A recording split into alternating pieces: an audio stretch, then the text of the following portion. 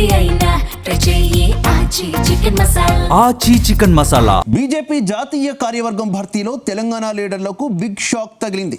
గతంలో 3 నేతలకు అవకాశం కల్పించిన కాషాయ పెద్దలు ఇప్పుడు ఒక్కరంటే ఒక్కరికి ఛాన్స్ దక్కలేదు. హస్తినలో ఓసారి క్లాస్ తీసుకున్న నేతల్లో మార్పు రాకపోవడంతో పూర్తిగా పక్కన పెట్టాలని డిసైడ్ అయ్యారు. మరోవైపు తెలంగాణ కాషాయ నేతలకు పదవులు దక్కకపోవడానికి 5 కారణాలున్నాయని పార్టీ వర్గాల్లో హాట్ చర్చ జరుగుతోంది. ఇంతకీ ఏంటా 5 కారణాలు? Let's watch the story.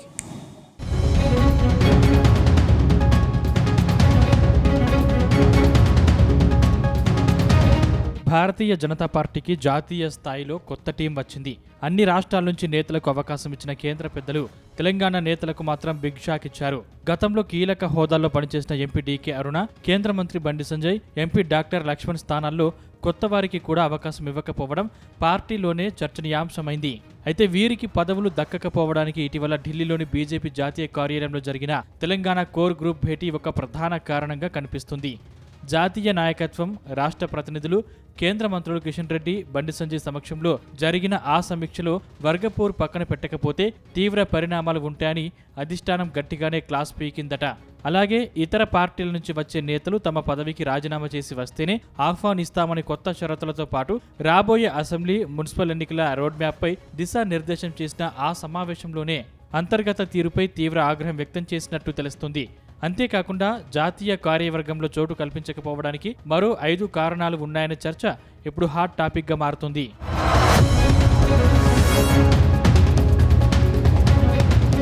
వాస్తవానికి తెలంగాణలో బీజేపీ అధికారం కోసం ఓ దశాబ్ద కాలంగా ఎదురు చూస్తుంది.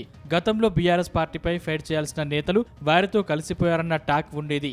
ఇప్పుడు కూడా కాంగ్రెస్ ప్రభుత్వంపై క్షేత్రస్థాయిలో ఉమ్మడి పోరాటాలు చేయాల్సింది పోయి చిన్నపాటి అంతర్గత విషయాలకు కూడా ఢిల్లీ విమానం ఎక్కి ఒకరిపై ఒకరు ఫిర్యాదులు చేసుకోవడంపై హైకమాండ్ తీవ్ర ఆగ్రహంతో ఉందని అంటున్నారు.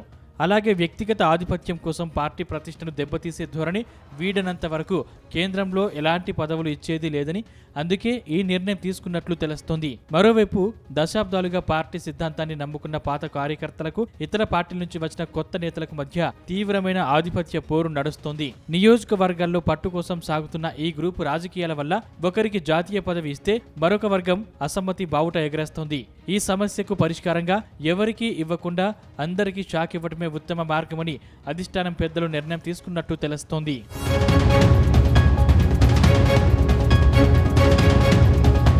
మరోవైపు గత అసెంబ్లీ ఎన్నికల్లో 8 ఎంపీ సీట్లను గెలుచుకున్నారు. అయినప్పటికీ గ్రామీణ స్థాయిలో పార్టీ బలోపేతానికి నాయకులు వాడుకోలేకపోయారనేది అధిష్టానం ప్రాథమిక అంచనా. పైగా కిషన్ రెడ్డి, బండి సంజయ్లకు కేంద్ర మంత్రివర్గంలో చోటు కల్పించినందున కేవలం హోదాలకి పరిమితమయ్యే నేతల కంటే పనితీరు చూపేవారికే ప్రాధాన్యమని సంకేతమిచ్చారని అంటున్నారు. మరోవైపు ఆంధ్రప్రదేశ్లో వ్యూహాత్మక కూటమితో అధికారం సాధించి మెరుగైన ఫలితాలు సాధించారని అధిష్టానం పెద్దలు భావిస్తున్నారట.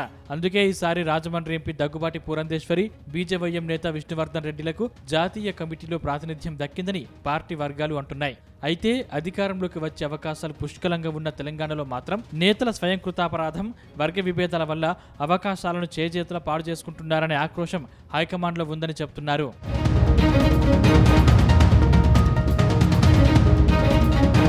ఏదేమైనా ఢిల్లీ భేటీలో పీకిన క్లాస్ కేవలం మాటలకే పరిమితం కాలేదని తెలుస్తోంది.